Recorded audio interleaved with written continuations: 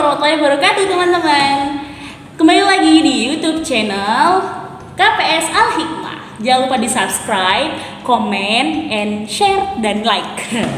Jadi di sini teman-teman, nama aku Nadia Surasana. Aku kali ini pengen ngebahas tentang mengenal permainan sunah memanah, horsebow. Nah, sebelum aku nih sharing-sharing ke kalian tentang satu alat panah di belakang ini, aku pengen ngenalin satu tokoh yang beliau itu tuh bener-bener keren banget dalam hal memanah, yang pasti terkeren ya setelah Rasulullah. Jadi beliau ini ketika memanah, satu anak panah itu belum sampai ke musuh, panah-panah yang lain tuh udah pada menghujam layaknya rintik-rintik hujan. Itu bener-bener cepat banget gak sih? Itu bener-bener keren banget. Itu namanya Sa'ad bin Abi Waqqas. Nah, dalam memanah ini Ibnu Qayyim pernah mengatakan bahwasanya tidak ada satu permainan pun yang dihadirin para malaikat kecuali permainan memanah. Keren banget gak? Kalian pengen main bekel, pengen main karet, pengen main futsal, pengen main basket, pengen main apapun itu nggak dihadirin malaikat kecuali main panah. Dan main panah ini yakin bakal ketagihan, coba aja. Nah, di sini aku pengen ngebahas karena permainan panah ini tuh adalah permainan yang satu-satunya dihadirin para malaikat, maka sebaiknya kita menempatkan permainan panah ini layaknya menerima tamu gitu. Jadi emang bener-bener harus ada tata keramanya, ada adab-adabnya. Nah, di sini aku pengen ngebahas tentang adab-adabnya nih. Jadi yang pertama, dalam Islam kita itu nggak boleh niat asal-asalan pengen main-main aja kayak gitu, pengen main-main panah itu nggak boleh. Kita harus berniat untuk mencari ilmu. Nggak cuma itu, yang kedua kita juga harus wudu dulu sebelum main. Jadi sebelum kita berniat nih mau ke tempat panahan, kita tuh harus wudu dan kita harus menganggap bahwasanya kita itu seakan-akan mau mengunjungi salah satu taman dari taman-taman surga. Segitunya. Itu disyariatkan teman-teman, bayangin. Nah, selanjutnya kita harus ingat Allah. Terus kita harus tenang ketika udah sampai tempat permainan, kita harus tenang dan meletakkan anak panah itu dengan rapi. Lalu kita dianjurkan untuk sholat 2 rakaat. Sholat apa? Sholat hajat gitu. Setelah sholat hajat, kita minta petunjuk. Semoga Allah ngasih kita kemudahan dalam segala kondisi, ngasih kita kemudahan buat ngeluncurin anak panah ini tepat pada sasarannya. Habis ini kita bakal praktek ya teman-teman. Oke, jadi ini namanya anak panah.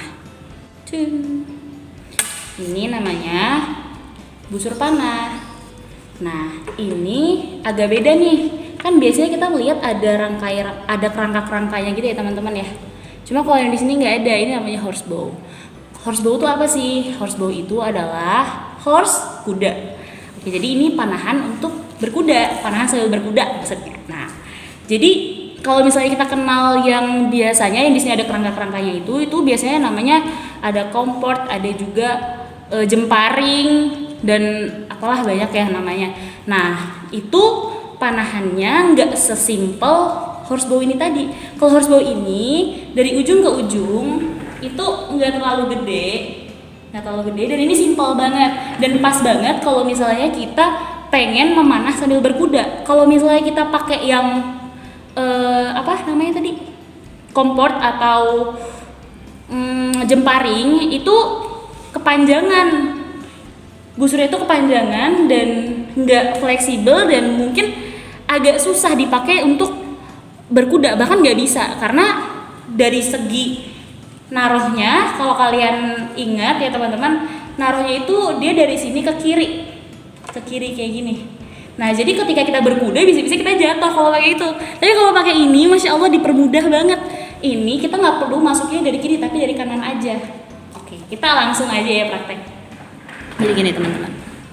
Jadi pertama nih, ketika kita udah selesai sholat, nah kita harus dalam keadaan tenang, harus selalu ingat Allah dan pegang anak panah di tangan kanan, kemudian busur di tangan kiri. Setelah tenang, kita mulai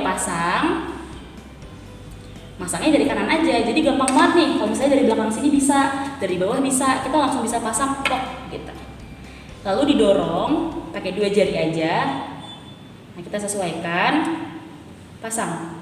Nah, cara megangnya pun ini berbeda. Kalau di jemparing itu kan pakai 3 jari, pakai 2 jari, pakai 3 jari, pakai 4 jari gitu kan. Pokoknya pakai banyak jari deh ya.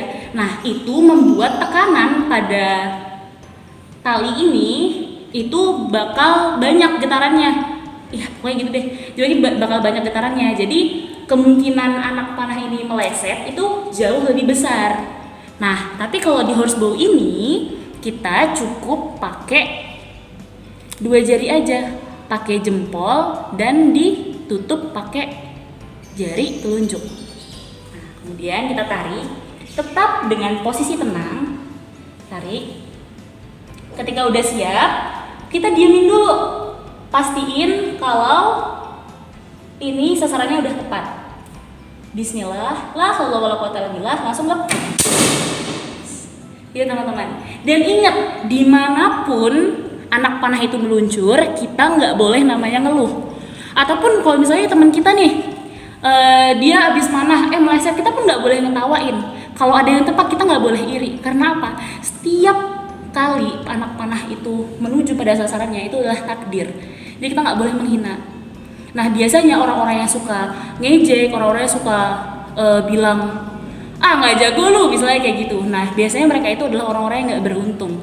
Itu adalah sikap orang-orang yang rendahan. Jadi kita nggak boleh kayak gitu. Jadi dimanapun itu adalah takdir, gitu teman-teman. Itu sedikit. Jadi, nah sekarang aku pengen rekomendasiin ke kalian tentang satu buku. Bentar aku duduk dulu ya. Satu buku yang di sini tuh bener-bener lengkap banget dan keren banget.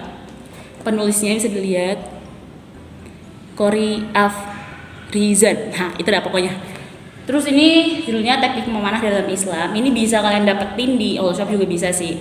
Dan harganya untuk ilmu loh, untuk ilmu yang selengkap ini, bahkan ada gambar-gambarnya juga. Mana ya? Gambarnya mana? Nah, ada gambar-gambarnya juga, cara memegangnya, pakai kuncian. Terus banyak banget deh di sini, 3 jari. Banyak banget yang dibahas dan banyak banget gambar-gambarnya juga. Ini ilmu segini lengkapnya, bayangin nggak nyampe 100.000 harganya. Jadi kalian wajib banget punya ini. Dan kalian mau tahu nggak sih teman-teman, sebenarnya aku pengen mudahin ini tapi belum selesai ngomongnya.